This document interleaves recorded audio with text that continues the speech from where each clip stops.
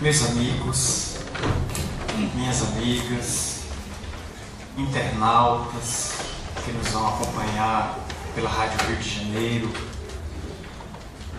e nos próximos dias por todos os meios mantidos pela web e pela rede mundial de computadores. Nossos votos cordiais de muita paz.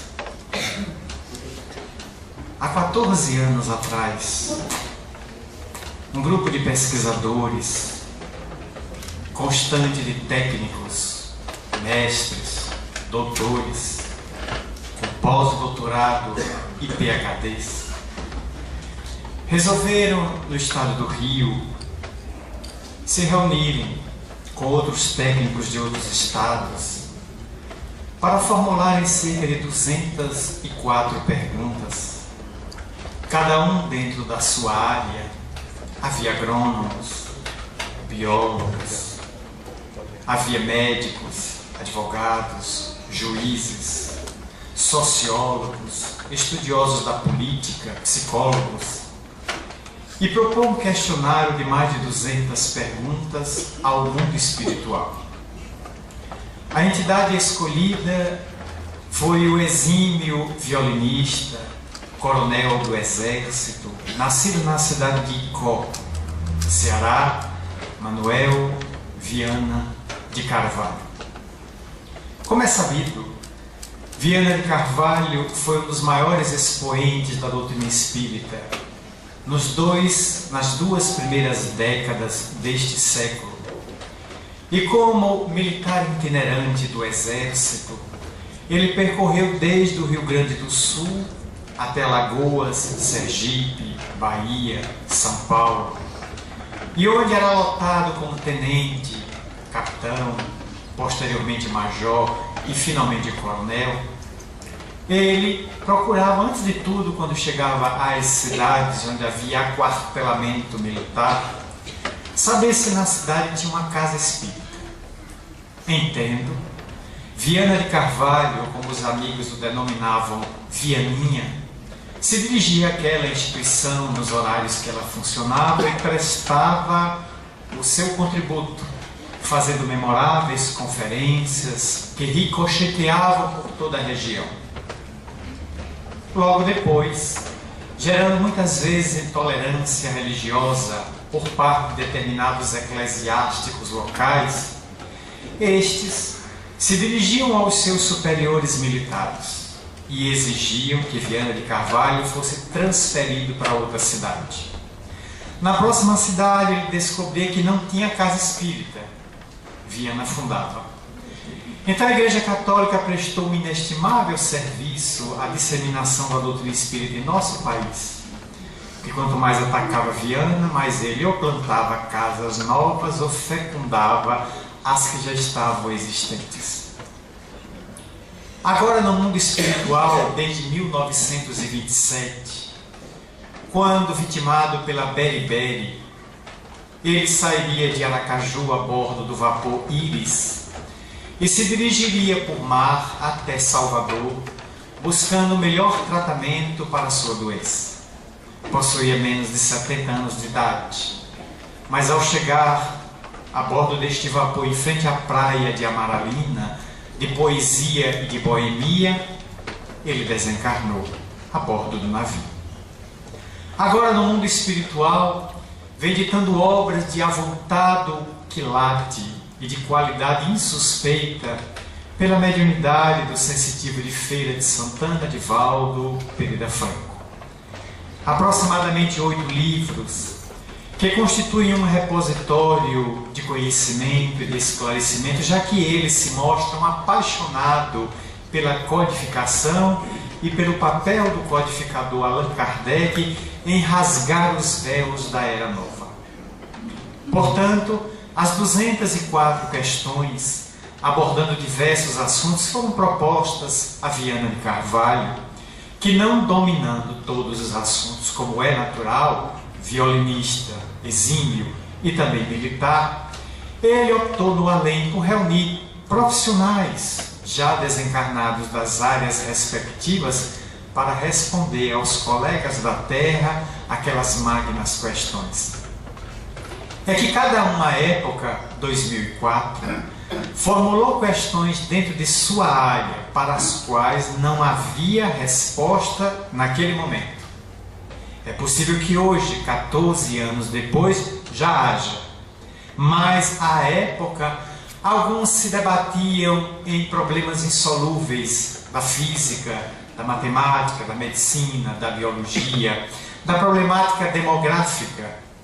E dentro dessa área, os demógrafos que participaram da confecção do livro, que é Atualidade do Pensamento Espírita, título do livro, publicado pela editora de nossa casa, Caminho da Redenção, portanto a Leal, Livraria Espírita Alvorada, eis que os demógrafos perguntaram em um determinado momento: segundo a visão do mundo espiritual, a Terra corre algum risco de ter uma saturação de pessoas? A problemática da explosão demográfica poderia levar a Terra em algum momento ao caos? E Viana de Carvalho, reunindo os dados coligidos por aquela equipe que o assessorava, respondeu: não. Segundo o mundo espiritual informa, a Terra está preparada para receber de encarnados 28 bilhões de pessoas. E nesse instante, 2018, a ONU registra que temos apenas 7 bilhões e meio de pessoas. Portanto, há mais de 21 bilhões para chegarem ainda ao planeta Terra. Mergulhando na matéria pelo Instituto Palingenésico ou Reencarnatório, porque teremos que usar a ciência para desbravar e sanear as áreas mortas, os desertos, as regiões frias, os polos, os pântanos, tornando estes locais campos propícios à agricultura, mas também à moradia daqueles seres que virão habitar a Terra nesse terceiro milênio em que estamos vivendo apenas os primeiros 18 anos. É natural que o demógrafo questionou: e quantos espíritos estão em torno da Terra hoje desencarnados com necessidades imediatas de reencarnação? Ao que o nobre tribuno de Icó respondeu que aproximadamente 28 bilhões de espíritos circulam a Terra com necessidades imediatas de volver. Portanto, temos uma massa que deseja voltar à Terra pelas vias do berço, sabendo que oportunamente sairão da Terra pela via do túmulo. Porque a vida se constitui em uma passagem em que estamos permanentemente atravessando o útero e desaguando no sepulcro para aprender a ciência de viver. A Terra se mostra uma escola ainda com alunos bastante atrasados, onde a escola é muito boa. O alunado ou corpo discente é que é perturbador, inquietante, levando à algaravia, o conflito, a inquietação, para tornar a escola um verdadeiro antro de indivíduos, de adolescentes salteadores, matadores da aula, cabuladores do conhecimento. Todos ansiando pela universidade da vida. Mas como laurear-se a universidade da vida se não consigo dar conta da escola do aprendizado rudimentar? E o primeiro instituto que o indivíduo recebe na Terra, sem sombra de dúvida, é o Instituto da Família. Pelo que um austríaco elaboraria a tese da constelação familiar, tema das reflexões da nossa noite, propondo que começássemos a entender como é que no transcurso do tempo fomos nos tornando pessoas gregárias, aquelas que fogem da solidão. Porque a solidão estiola, a solidão inquieta, a solidão perturba, amedronta.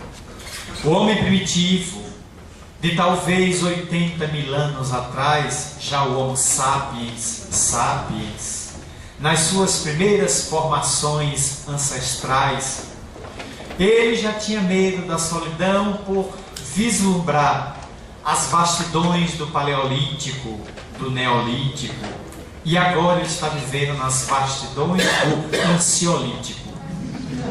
É o homem e a mulher inquieta dos nossos dias, ansioso, a se valer do Valium, da fluoxetina, do ampliquitil, do líbrio, do quiátrio e de outras medicações fortes para sedar a inquietação desses dias tumultuados que atravessamos, onde praticamente alegamos não ter tempo para nada, e à medida que perdemos tempo dizendo que não tem tempo, deixamos a vida escoar por entre os dedos como areia fina numa ampulheta.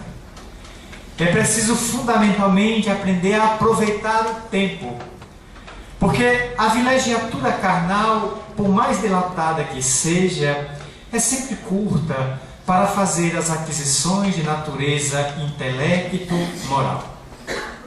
Newton Boechat, o extraordinário médium e orador espírita de memória absolutamente fotográfica, afirmou no seu livro Ide e Pregai, editado pela FEB, que numa reencarnação, por mais longa e dilatada que ela seja, é muito mais fácil adquirir 20 virtudes do que perder um único vício.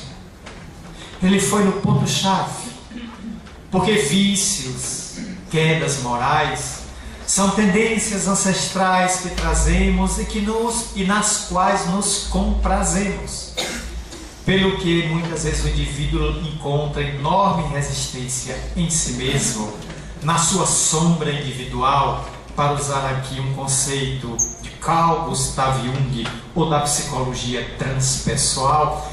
Temos enorme dificuldade em iluminar a sombra. A sombra se compraz naquele vício, naquele despautério, naquela agonia, naquela viciação, não conseguindo sobrepujar, e encerra a reencarnação, de certa maneira, da mesma maneira que a começou. É curioso ouvir na literatura de André Luiz, especialmente Missionários da Luz, a referência aos chamados completistas. E André, sempre curioso, satisfazendo a si e a nós outros, pergunta ao instrutor o que é que significa a palavra completista no além. Seria aquela pessoa que embarca na vilegiatura carnal, no corpo, e dá conta integral de sua tarefa na terra. Mas qual é o percentual? Alexandre responde: em cada 100, aproximadamente 2 voltam ao além, com a tarefa reencarnatória quitada. 98 voltam com metade dela, 25%, 10%, e alguns voltam com menos 50%. Não fizeram e ainda voltam mais endividados do que foram. Ao chegarem aqui, exibem as mãos vazias ou assinaladas pelas nódoas, pelos lepromas de novos delitos contra a vida, contra a pátria, contra o próximo, contra si mesmo. Essencialmente, toda pessoa que agride outrem, a si mesmo se agride, ou já está agredido em si mesmo. Porque, em verdade, o ínclito codificador do Espiritismo, na questão 621 do livro dos Espíritos, estabeleceria numa pergunta monumental, ao referir-se às vozes da imortalidade: onde está escrita a lei de Deus? Certamente que numa leitura apressada alguém dirá no Torá, no Zen Avesta, no Bhagavad Gita, no Mahabharata, na Bíblia. Temos sempre uma tendência de fixar em um livro, num papiro, num rolo, num pergaminho, numas tabuinhas, seja o que for, seria: está no meu tablet, as leis de Deus. Mas a resposta é filosófica e profunda. As leis de Deus estão gravadas na consciência de cada um. Aí teríamos que viajar para a psicologia, talvez de Pedro Ouspensky, e examinar o seu excelente livro Psicologia da Evolução Possível ao Homem, editora Pensamento, onde ele também fazendo 5 grandes conferências na Universidade de Oxford para os sedentos alunos do seu tempo, nos anos 40, ele estabeleceria aqui uma pergunta também aos estudantes: o que é consciência? A maioria dos indivíduos costuma confundir consciência com inteligência, porque o indivíduo tem um alto tirocínio, tem uma capacidade rápida de pensar, é capaz de guardar números, tem uma memória fotográfica de elefante. Alguém dirá: fulano e tal é muito consciente. Nossa, como fulano e tal tem consciência. Sem saber muito bem diferenciar de que a inteligência é a capacidade que o indivíduo tem cerebral de articular vários conhecimentos numa capilaridade, numa pluralidade mais rápida do que o normal, o tornando rápido para exercícios matemáticos, concepções físicas, jogos filosóficos. Mas consciência é uma postura íntima, é uma tomada de valoração de si mesmo, é aquela possibilidade que oferta ao indivíduo estar sempre se interrogando e perguntando a si: o que é que eu sei e o que é que eu não sei? O que é que eu posso fazer e o que é que eu não devo fazer? Até onde posso avançar? Até onde devo recuar? Qual deve ser meu comportamento nesta ou naquela situação? Pelo que é comum nos nossos dias tão tumultuados e violentos, quase todos dizerem, quando estão dialogando: comigo é assim, eu reajo logo. Bicho reencarnado. Deve ter sido canibal na última reencarnação, porque se parasse jamais diria a palavra reajo, diria: comigo é assim, eu paro, penso e ajo. Todo animal irracional reage, não é natural. O pássaro defende o ninho, a cobra defende a toca, os animais bravios defendem o território, porque eles reagem ao serem ameaçados, à cria, ao seu espaço, usando a peçonha, a patada, o chifre, o veneno, o recurso que a natureza os dotou para a defesa. Mas a criatura humana está agora imbuída no seu processo antropossócio-psicológico ao longo de milhões de anos da razão. E a razão o dota de pensar: o que é que eu devo fazer diante desta situação? Que tipo de atitude devo tomar? Se explodir, me chamarão de pavio curto. Se nada fizer, me atacarão como covarde. Pagaremos sempre um preço. Mas o indivíduo tem que sopesar as consequências do que vai fazer na vida, porque de um gesto pode importar toda a sua reencarnação. Para construir uma reencarnação e nela emboscar dentro da constelação familiar, só agora, depois da codificação espírita e da literatura de Chico Xavier, especialmente, nos seus 75 anos de missionário dedicado ao intercâmbio e a ser ponte entre o mais além e o aquém, é que nos damos conta de que há bilhões de espíritos desejosos de nascer, mas a disponibilidade de corpos não é tão grande. Porque de 60 anos para cá, com o advento dos anovulatórios, com as políticas governamentais de contenção de nascimentos, a queda do índice de natalidade, a emancipação feminina daqueles contextos perversos em que ela era apenas a mulher de cama, mesa e banho, agora a mulher também de trabalho, de luta, de ofícios relevantes, presidência da República, magistradas, juízas, senadoras e outras atividades antes somente relegadas ao homem, naturalmente que o número de filhos caiu. E, consequentemente, a possibilidade de albergar a imensa massa, incalculável massa de espíritos que precisa vir ao corpo, constituir família ou viver na grande constelação familiar para quitar aquilo que os macera, que os aflige, a consciência de culpa, os débitos do passado, os conflitos, as algemas de ódio com terceiros, eles ficam impossibilitados de descer. E toda vez que parece que a humanidade fecha uma porta, Deus arromba uma janela. À medida que a natalidade caiu, a divindade abriu possibilidades, estimulando a ciência para os bebês de proveta.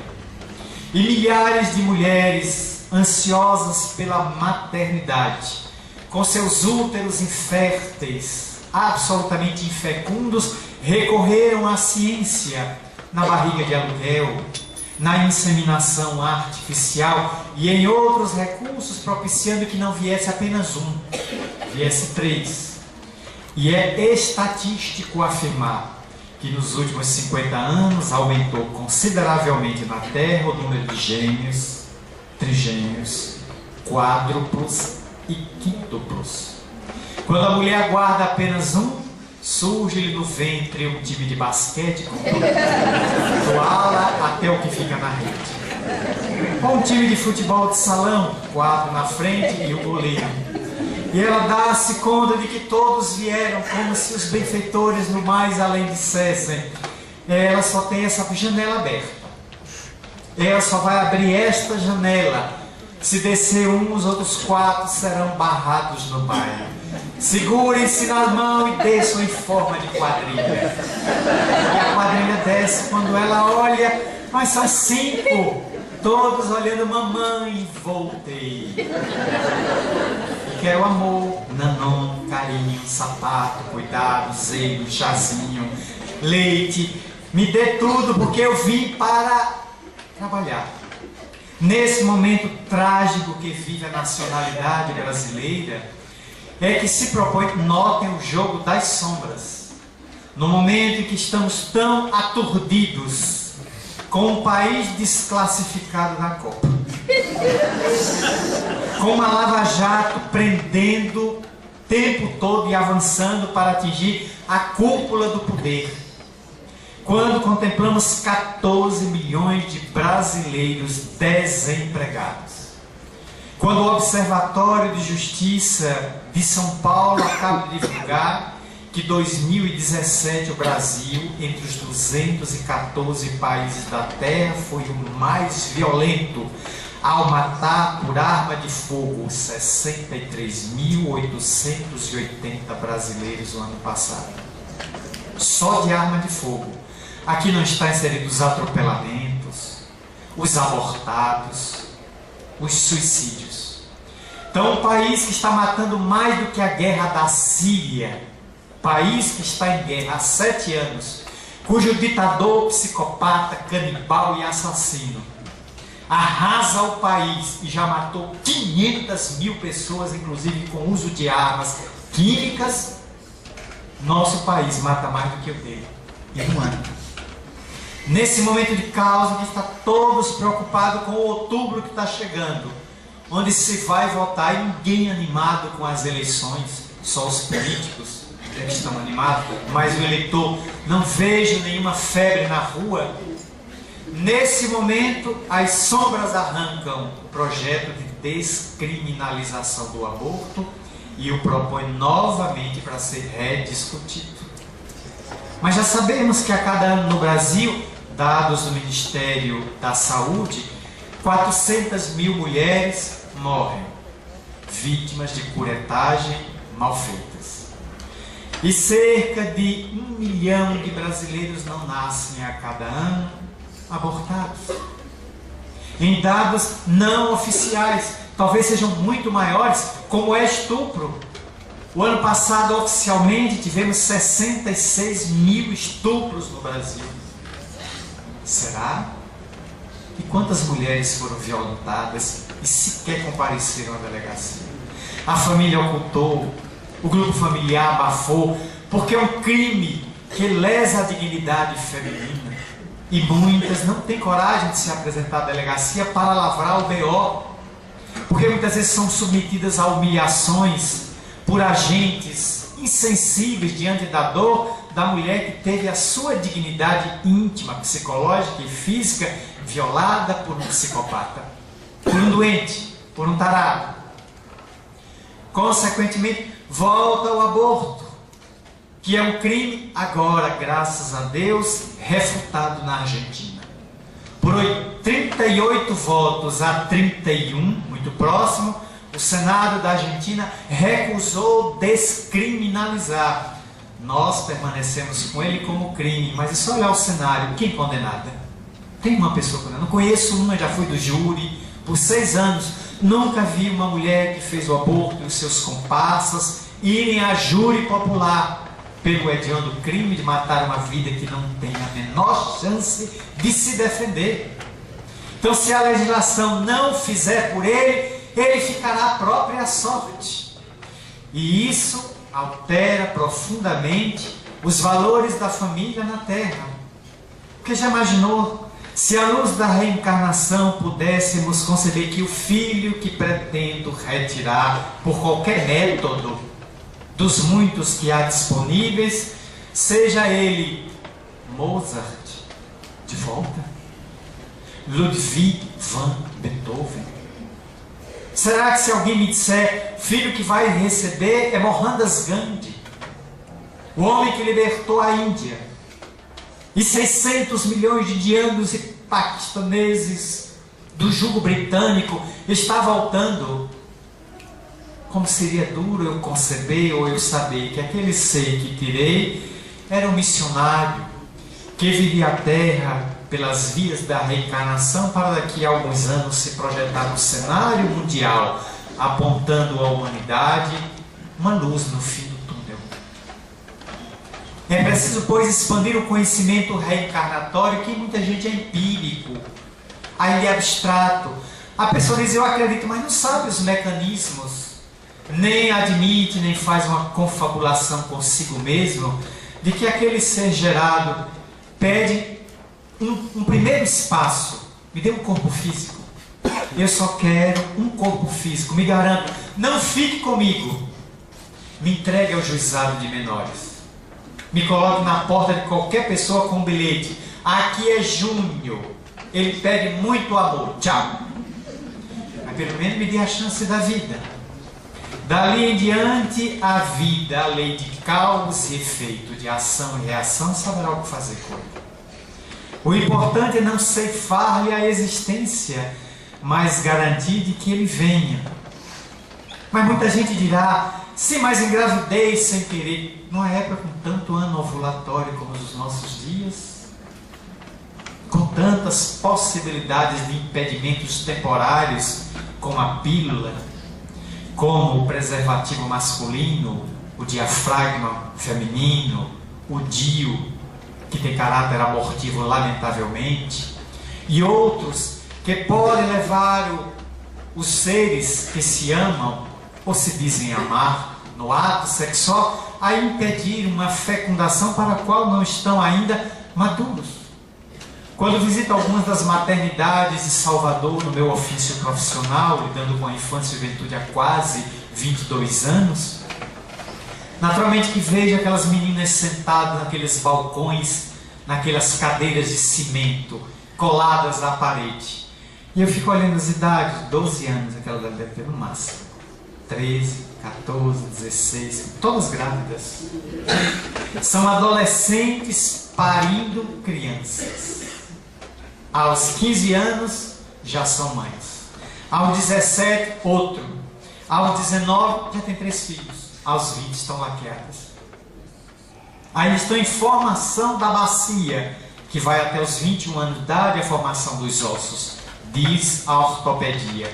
E ela, com 20, já teve os 3, que não gostaria de ter tido.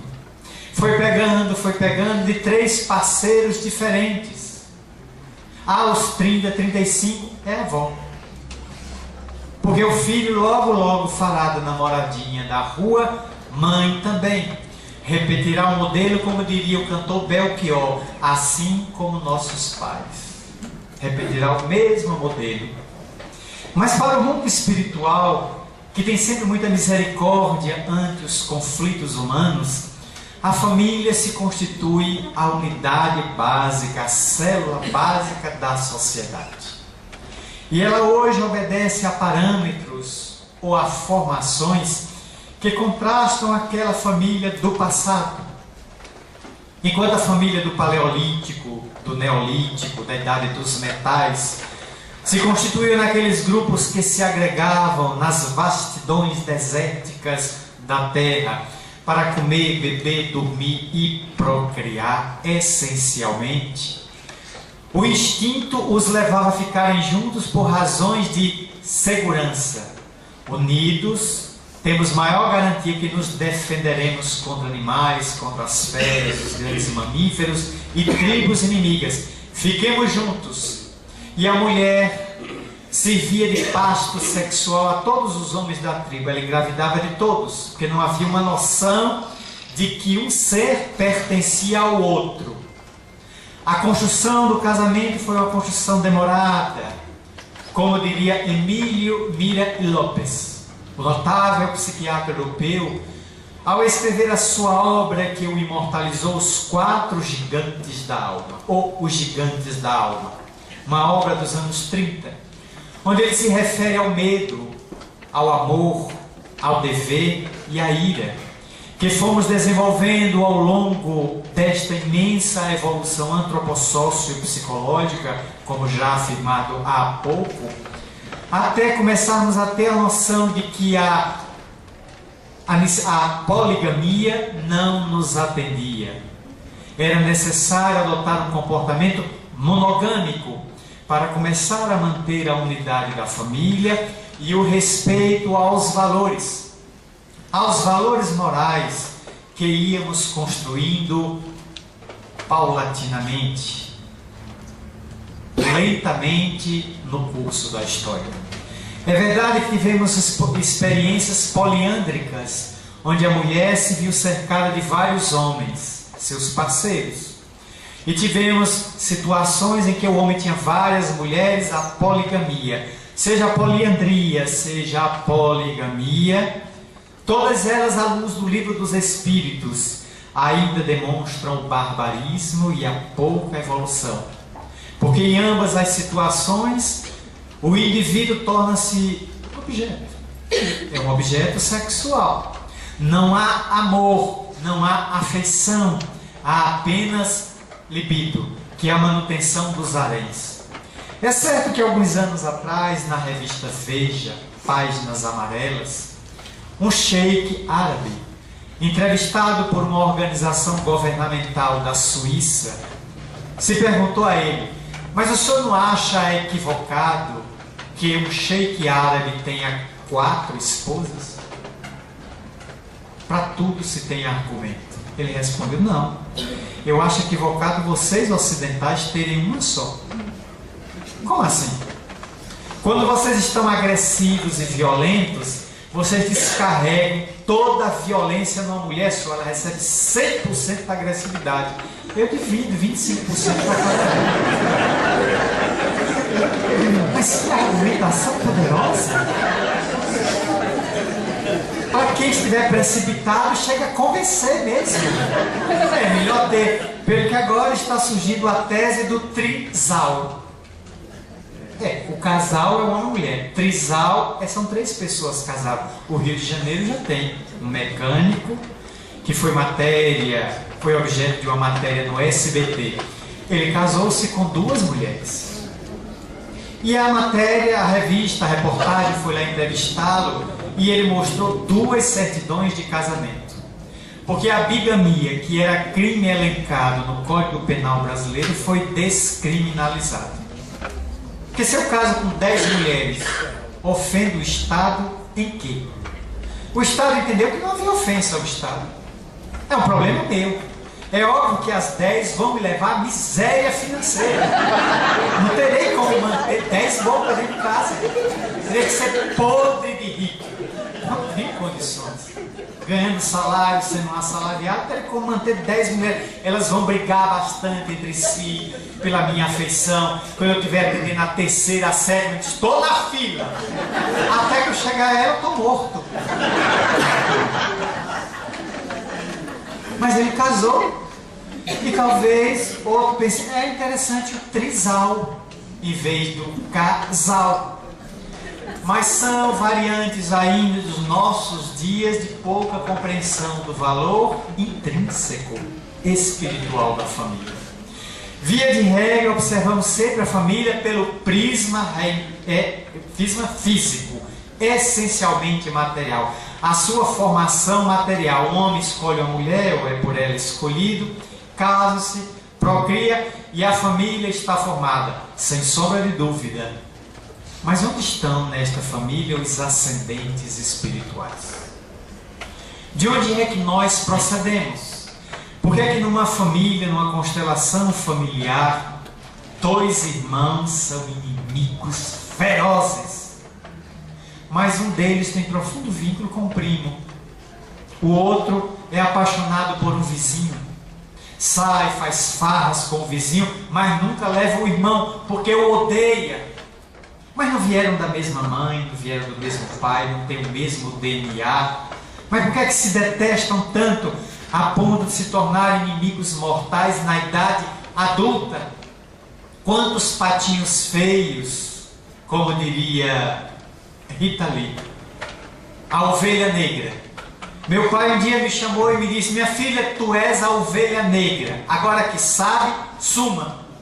Está na música. A ovelha negra de Rita Lee. Mas por que o indivíduo é ovelha negra numa família de 8, 9 pessoas ou 5? Contou-me Severino Celestino, não sei se já esteve aqui, se não veio, traga, porque aquele homem é extraordinário. Conversando com ele em Manaus, quando fomos participar do Congresso Espírita da Amazônia, numa edição de alguns anos atrás, ele diria: eu venho de uma família de 28 filhos. A mãe de Severino teve 28 filhos. Eu só faltei me ajoelhar e dizer: sua mãe é uma santa, Severino. Que mulher nobre. Trazer do além 28 espíritos ao longo de uma larga existência. Está aí Severino Celestino, que para nós é uma joia do movimento espírita. Um homem nobre, um caráter diamantino, um conhecimento profundo, pós-doutorado, falando vários idiomas.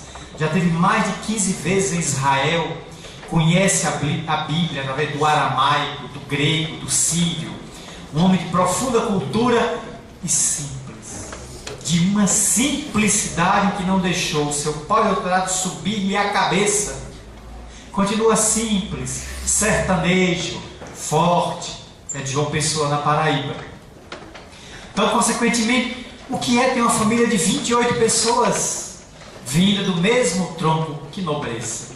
No Guinness Book, o livro dos recordes, consta que a mulher que tem o recorde é uma chilena.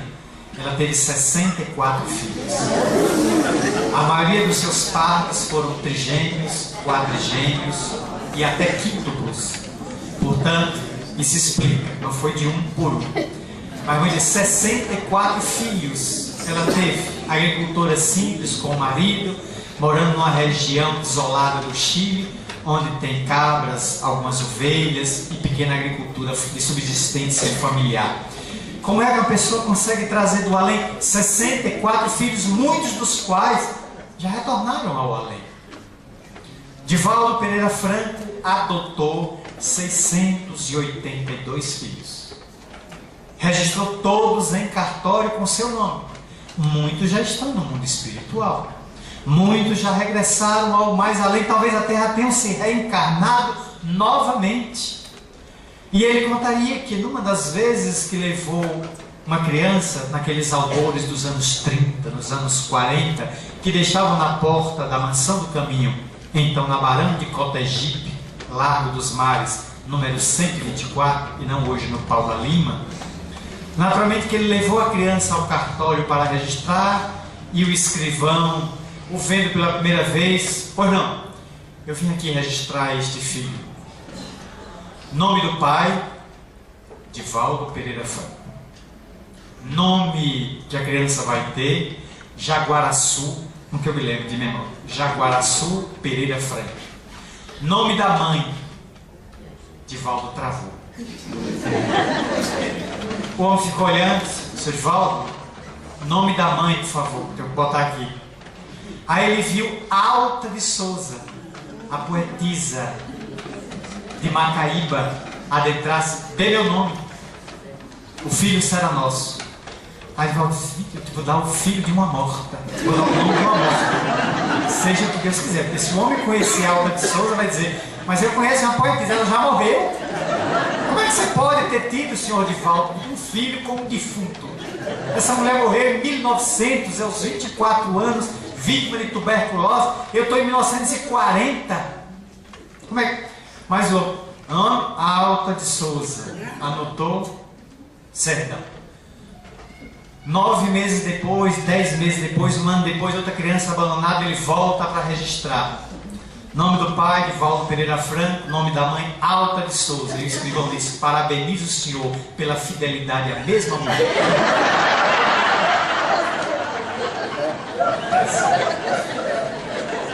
Impressionante. Ele faria isso hoje? Nem pensar. Alguém diria falsidade ideológica, profanação de cadáver, né? Irreverência à pessoa que já morreu. Não faria mais. As leis, as legislações, o cuidado que se tem hoje nas varas da infância e juventude com a adoção, porque é uma ascendente espiritual desses filhos. Eles não estão vindo por acaso, aliás, acaso é o apelido que Deus usa nos seus decretos quando não quer aparecer. Em vez de assinar Deus, ele bota acaso e manda publicar no Diário Oficial da Providência Divina. Para que a gente entenda na terra, não há acaso, tudo obedece a leis que estão em sincronicidade.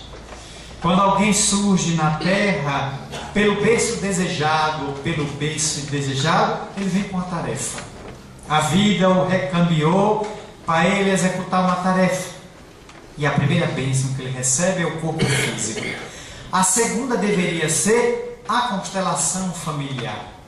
Porque para dar o suporte adequado ao que a gente vem fazer na Terra, é fundamental ter a estrutura da família, nos orientando. A baliza de um pai que impõe a austeridade, como diria Pierre Weil, o notável professor criador do movimento da Move Paz, o movimento holístico da paz, que eu tive a honra de conhecer em Salvador e até privada a palestra com ele. Num culto de Natal, fiz uma palestra de meia hora, e o Dr. Pierre Weil. Mas um homem apaixonante. Aqueles gurus que você olha assim, se apaixona pela ternura e pela paz que transpira. Era um homem calmo, um homem que falava serenamente, deixou um excelente discípulo em Brasília, o Dr. Roberto Crema. Quem ouve o Dr. Roberto Crema falar, pensa que aquele homem não é da terra. Roberto Crema fala suave, conviveu demoradamente com Pierre Weil. Portanto, ele coloca de que o homem dentro da casa é o não, é a disciplina, é a austeridade. A mulher é o sim, é a emoção, é a ternura, é da conjugação de ambos no cadinho familiar, no ninho, que a criança vai se balizando e vai marchando tranquilamente. Porque quando cair, 2 braços o levantam. Como deve ser doloroso não ter a referência materna ou a referência paterna. Nesta semana fiquei sabendo que um dos filhos de Grande Otelo, olha de que estamos falando, Grande Otelo, comediante, ator, uma das figuras mais extraordinárias do teatro, da TV e do cinema no Brasil, deixou 2 filhos. Um deles está nas ruas do Rio, pedindo esmola, dormindo dentro de um carro abandonado. Tem um rosto parecidíssimo com o pai. Já está um homem bem maduro, abandonado pelas ruas. Mas como é possível? Cadê as referências da mãe? O pai, já no mundo espiritual, há muitos anos, depois de ter passado pela escolinha do professor Raimundo, onde foi encerrando seus últimos papéis na Terra, antes de empreender a grande viagem de retorno. Como é importante ter esta figura, estas figuras dentro de casa, porque é para onde a gente volta depois que o mundo nos bate, depois que a ave recebe as pedradas amargas das ruas violentas. Invariavelmente é para o ninho familiar que a gente regressa, pedindo e clamando o colo de pai e mãe para nos sustentar, reerguendo as forças para voltar ao combate. É muito duro, é muito cruel, é muito doloroso quando eu não tenho para onde voltar.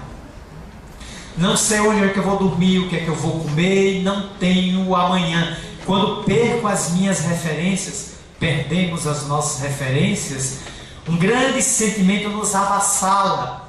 Podemos nos levar à depressão, ao suicídio e à perda do sentido existencial, que é a maior perda. A gente pode perder tudo que é material, mas se perder o sentido existencial, perdemos tudo. Não vale a pena mais viver.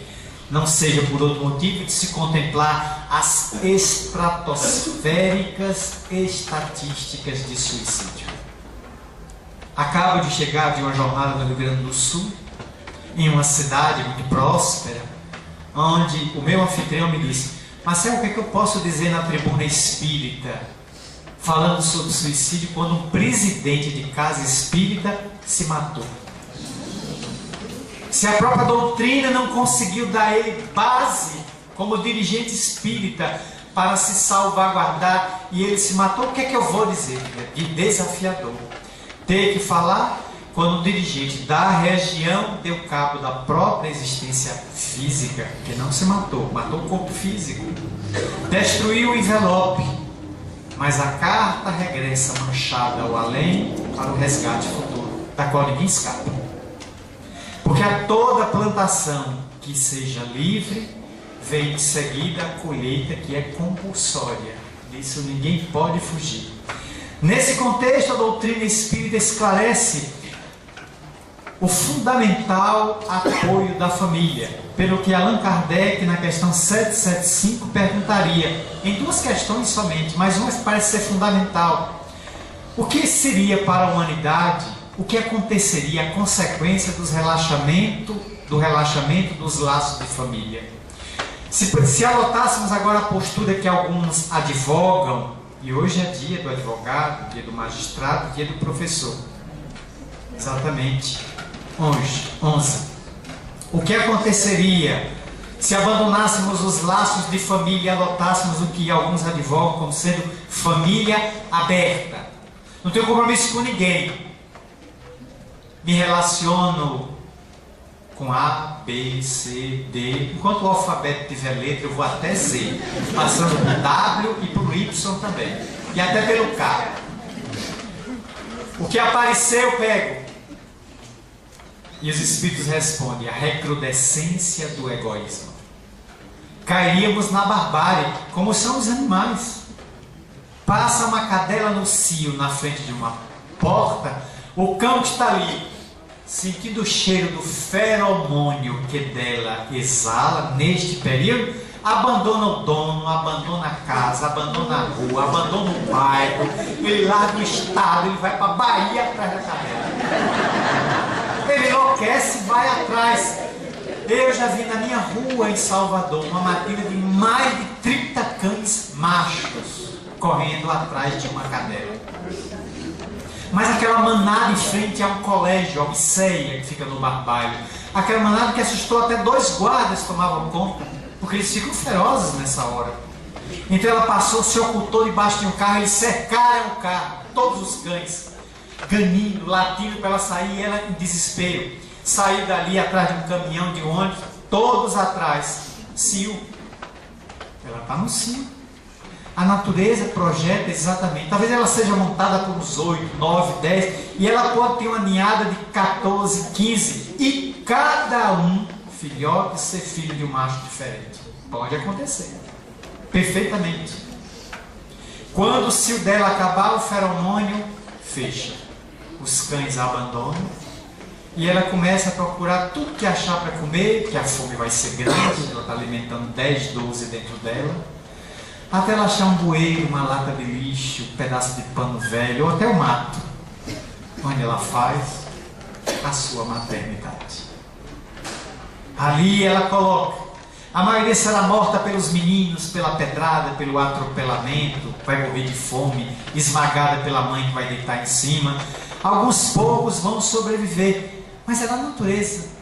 Nós já ultrapassamos, hoje nos atraímos pelo olhar. Passa alguém e meu olhar vai atrás, até da torcicolo. As formas da pessoa criam em nós o impulso da ocitocina, o neuropeptídeo responsável pela libido, pelo êxtase, o desejo sexual. E o indivíduo fica olhando e se aproxima, um bate-papo, um chope, um cinema, procura envolvimento. O homem, quando se apaixona, fica mais bonito, o cabelo começa a brilhar, os olhos, a mulher também. A natureza dota o corpo de uma pele brilhante para impressionar o outro, parece que passou cera de carnaúba. O indivíduo fica bem, os olhos chega, brilha, os dentes ficam mais alvos, molhados de saliva, o outro olha e fica assim, nossa, ele está babando. E eu nem olho. Parece um cão com hidrofobia. Vou sair daqui e vá me vacinar contra a raiva. Ele pode me contaminar. Às vezes a outra não está na faixa. Às vezes a sintonia é quase que de imediato. Os indivíduos se atraem como se fossem ímãs que se buscam, o prego puxando o ímã. E outras vezes só um emite a ação, o outro não entra na faixa. Não percebe, ou se percebe, diz, não, essa pessoa não me interessa, não sinto nada por ela. A respeito, a estimo, mas não desejo tê-la para a convivência íntima. E estamos nos dias com 7 bilhões e meio de pessoas na Terra do estupro, do assédio sexual, da agressividade, do feminicídio. Isso é uma vergonha para uma sociedade que se ufana de estar viajando para as estrelas, que desce aos abismos oceânicos, que faz cirurgias inconcebíveis, minúsculas, e ainda se permite na rua agredir o outro ou a outra, porque ela não lhe deu bola. É um direito dela, é um direito dele. A pessoa pode jogar a cantada, mas eu posso não entrar na faixa, pode ser que e respeite o meu direito de não lhe querer para a companhia afetiva. Mas não, o desrespeito é grande, porque o primarismo, estamos na era da grande transição planetária. E como diria Manuel Filomeno Batista de Miranda, no seu Transição Planetária, e nos 2 livros que se seguiram, formando uma trilogia, estamos nesses dias de convulsões, onde as sombras estão vindo por debaixo do tapete, o fogo de monturo saiu do monturo e está lavrando na floresta. Parece que cada um está colocando para fora o que a banda podre que ocultou até agora, no verniz social. E por isso, agride, violenta o outro, se usa de baixo calão, se vale das redes sociais para intimidar o outro, fazendo então o sortilégio de trabalhar com a chantagem para deixar o outro refém do meu desejo, que depois de satisfeito é como beber água do mar. Quanto mais eu beber água do mar, mais sede eu vou ter. É a sede que nunca sacia, é a sede da libido. Quando a doutrina espírita propõe que vejamos a reencarnação como um processo educativo da alma, uma ferramenta do processo evolutivo, e a família, a constelação familiar, como o núcleo onde nos reunimos, no dizer de Emmanuel, para aquisições evolutivas de alto coturno. É fundamental ter determinadas balizas. O respeito, a fidelidade, a sinceridade no diálogo com o outro, o cuidado com a prole que chega, não admitindo que é dono daquela prole, nem que aquela prole deve ser como eu fui. Não posso transformar meu filho no espelho do fracasso que eu sou. Muitas vezes é o que observamos. Filhos mais tarde em grandes empregos, ganhando muito dinheiro, frustrados. Por que frustrados? Porque o pai os obrigou a seguir aquela profissão que o pai não conseguiu chegar. Meu filho será ministro de tal coisa. Mas meu pai, eu não quero ser. Mas você será, porque você ganha muito dinheiro, tem muito respeito, tem poder. Você quer o quê?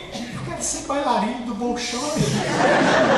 Não, meu filho não vai ficar em cima de um tablado com aqueles pezinhos em pé, parecendo um sariguê, de Jerumaema. Não. Você vai ganhar dinheiro no tapete em tal lugar. A menina vai. Com um temperamento mais débil, mais passivo, aceita, se projeta e é frustrado.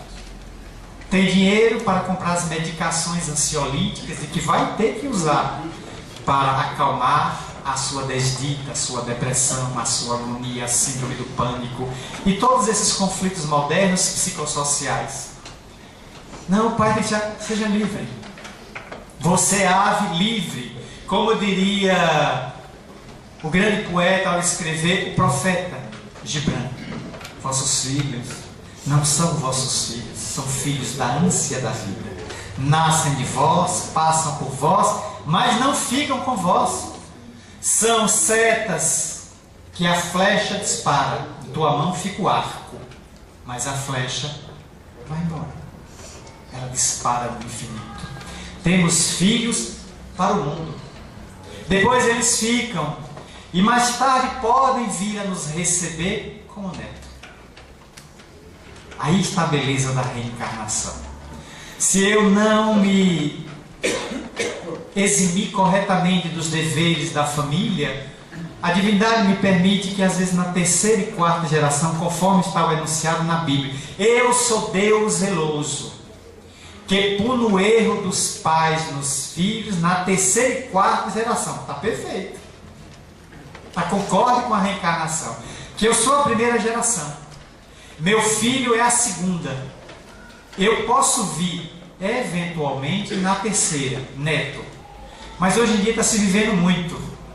Então eu tenho que dilatar para a quarta, bisneto ou quinta, trineto. Porque tem gente chegando aos 100 anos e teve filho. O filho deu no neto, o neto deu bisneto, bisneto, trineto, tataraneto, quaquaraneto, quiquequaneto, e o indivíduo não sai do corpo. Veja a rainha da Inglaterra, não morre nunca. Aquela mulher é imortal, Elizabeth. O filho louco pelo poder, e a mãe não sai daqui. Dura feito uma sombrinha aberta. Fantástico, tenho o maior respeito por aquela mulher, a Rainha Elizabeth, a mais longeva monarca do Império Britânico de todos os tempos. Assumiu com 18, tem 95. E pela saúde que exibe, vai aos 120 tranquilamente. E me perdoe, o filho que espera não vai ser rei nunca. Que família fantástica! Que família extraordinária! Mas estamos sempre vendo o ascendente espiritual. Os adversários que se emboscam como filhos e vêm como pedra de tropeço para os testes, para os testemunhos. Aí é outra visão. Mas quem é esse menino que lhe dá tanto trabalho? A vítima de ontem. A vítima de ontem, reencarnada no cadinho familiar, para o resgate hoje nos embates entre pai e filho. Ele é o defraudado que volta para enfrentar o defraudador. Dizer, olha, você me deve, com outras palavras. E o pai, ou às vezes é o avô, que vê aquele neto e se apaixona e deixa todos os bens para o neto, não deixa para os filhos. É porque ele reconhece intimamente, eu devo ele. O arruinei financeiramente na outra existência, nessa eu sou próspero e vou devolver com juros e correção monetária o que roubei E o neto, quando vê que o avô deixou uma fortuna incalculável, não, ele só estava devolvendo o que ele tirou. Nada mais. A divindade calculou os juros, colocou a correção monetária e etc. Agora era 10, devolva 15.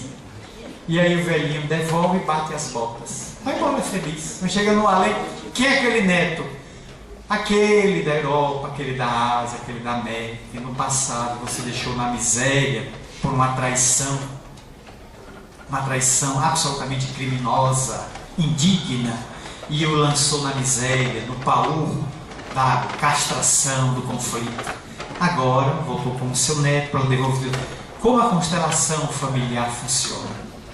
Não por outro motivo, o espírito Joana de Ângeles, a benfeitora dirigente da nossa casa e orientadora de Divaldo, que se encontra no Rio de Janeiro nestes dias, na sua temporada tradicional, e ela então escreveria Constelação Familiar, um livro com 30 capítulos, suave, mas incisivo, de uma beleza lírica, mas profundamente filosófico e sociológico, onde Joana aborda as questões do cotidiano dentro da família, a relação entre pais e filhos, entre irmãos, netos, vizinhos, a presença dos avós, a importância dos tios, das tias, o aborto, a eutanásia em família, as drogas, a problemática sexual, os vários desvios da sexualidade, como compreender, como acolher esses filhos, aceitar que estamos nesses dias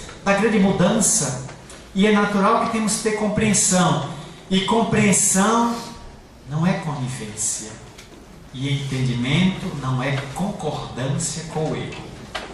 Entendemos que o indivíduo esteja equivocado, mas não lhe prestamos concordância, anuência criminosa. Entendemos que ele ainda está no patamar evolutivo e que precisa daquela energia, daquela experiência, mas não quer dizer que a gente concorde.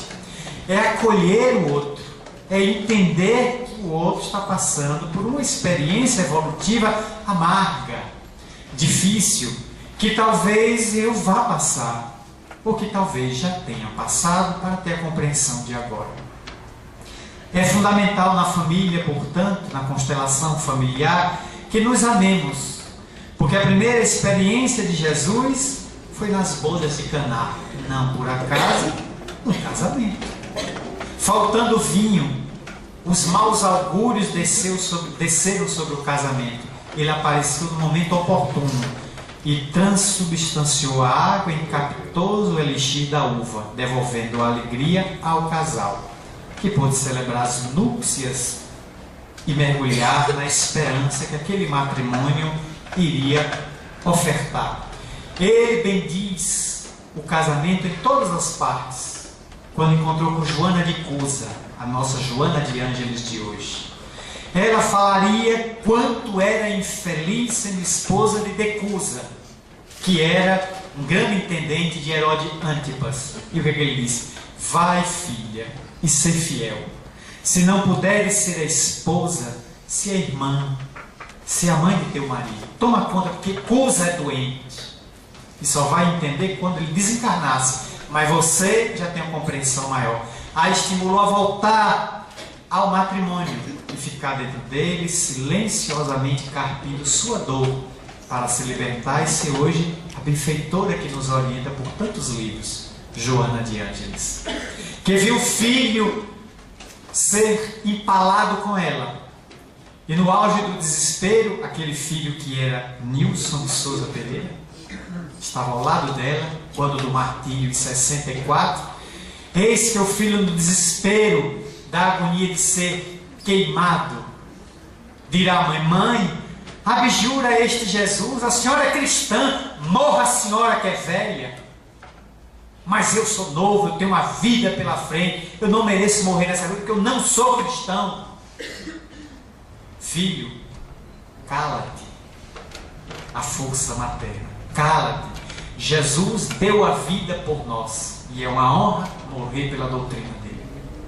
O soldado se aproxima, espeta-lhe o ventre com a espada. Oh, mulher infeliz, mulher desventurada, o teu Cristo só te ensinou a morrer? Não não apenas a morrer, mas também a vos amar. Ao soldado. Ele a espeta, as labaredas a devoram, e ela sai da matéria, mais sublimada, arrastando o filho, que nós sabemos hoje ser tio Nilson. E conversando com Divaldo das suas reminiscências de uma larga vida ao lado do primo, ele me confessaria, Divaldo, que durante 2000 anos, 2000, desde aquele episódio até a presente reencarnação como Nilson de Souza Pereira, que o Nilson tinha dificuldade de aceitar Jesus. Conversava com o Divaldo e disse: Divaldo, eu vejo o seu amor, aceito, mas eu tenho alguma coisa ainda entre eu e Jesus mal resolvida. Eu não o aceito integralmente, ele não me emociona integralmente. Mas nessa reencarnação que ele viveu 89 anos, desencarnou há 4. Agora, em novembro, faz 5 anos da desencarnação de Nilson, vítima de um CA de ossos, com metástase. Agora no além, a ficha caiu. A parede que o separava do amor de Jesus desapareceu. E tio Nilson já confessou por pelo menos 5 psicografias e algumas psicofonias por Divaldo, que agora entende, 2000 anos depois, aquele sacrifício que a mãe o obrigou a fazer. A mãe, Joana de Andes, que está no além. Como isso repercute na família, como possibilidade de nós a preservarmos. Esses são dias tumultuados, onde muitas vozes se levantam para proclamar o fim da família. A família é um instituto falido, a família acabou. Agora é tempo de Murici, cada um cuida de si. Não. Acreditemos na família. Prestigiemos, não com essas datas anuais que são mais comerciais do que afetivas. Não é importante se eu não tiver dinheiro para dar um presente. O importante é que eu esteja presente. Se amanhã, tido como Dia dos Pais, eu fui hoje ao comércio aqui da cidade e vi a loucura nas lojas.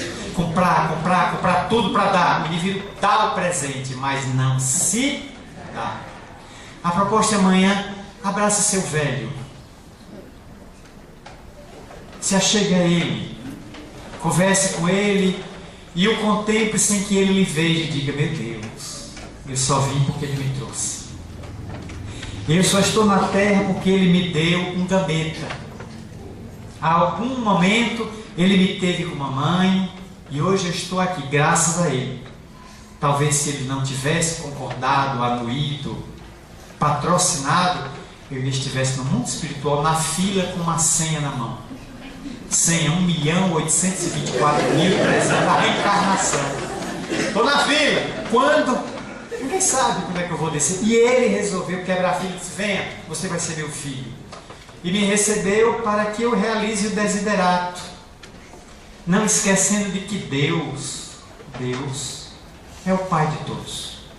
E na sua grande família universal, Ele deseja que a gente evolua, cresça e descubra o sublime dom do amor. Não por outro motivo, Ariano Suassuna, o notável escritor nordestino, que era paraibano, viveu muito em Recife, deixou-nos obras imortais, retratando Barros, Leandro de Barros, também um escritor. Ele falará de uma prece rogativa que Leandro de Barros teria construído. Ó Deus, por que é que alguns sofrem tanto e outros não? Por que tantos infelizes e outros sorridentes? Por que em alguns cantos a miséria, a dor, a doença, e em outros recantos o sorriso, a alegria e a abundância? Quem é você? Perguntando a Deus.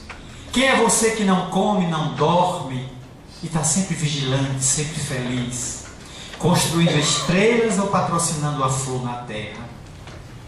Ó Senhor, por que é que nascem tantos recolhidos num recanto, todos juntos, e estas pessoas não se entendem, não se compreendem, mas de um momento para outro são capazes de transformar algemas de ódio em filigranas de amor.